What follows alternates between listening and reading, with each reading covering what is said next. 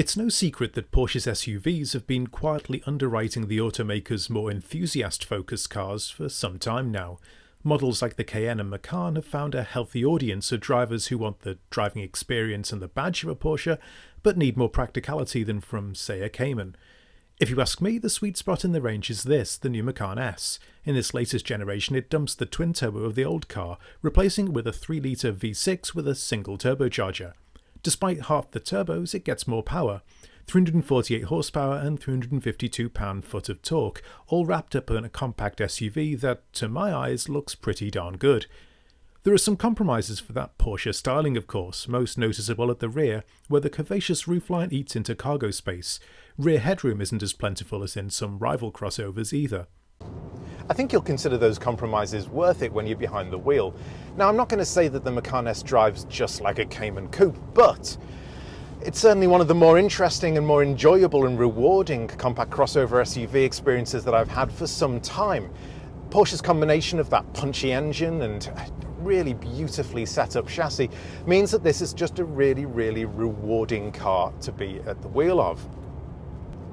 Now, nobody has ever accused Porsche of making a cheap car, and while the Macan S does start under $60,000 or about that with destination added in, if you can walk out of a dealership having paid just $60,000, well, you should probably be in charge of the budget. This car, with options, comes to over $70,000, and some of those you really do want. With snow on the ground, I've been really pleased to have front and rear heated seats, and the Sport Chrono Pack cuts that 0 to 60 time down from 5.1 seconds to 4.9. I think you can save your money from the air suspension, but I would say going for the adaptive suspension seems like a good idea. It means that the Macan S can adjust the stiffness of the dampers depending on whether you're in comfort mode or Sport Plus mode, and you can individually adjust that too. And when it comes to changing modes, the performance steering wheel adds a little dial on the wheel here that allows you to quickly flip between them, and if you hit the center button, you get 20 seconds of the maximum performance settings. Porsche's latest infotainment system is a huge upgrade, with an expansive touchscreen and one of the most customizable interfaces on the market.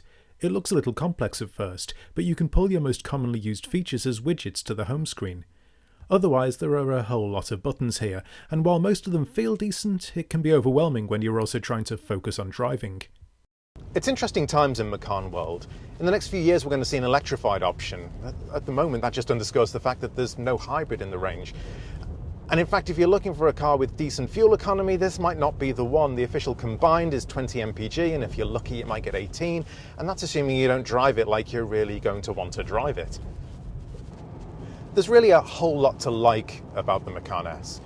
I love the way it drives, I really like the way it looks, and even though you sacrifice a little practicality because of some of those performance features and the styling, at the end of the day, I think most crossover drivers looking for a car in this segment aren't really going to mind.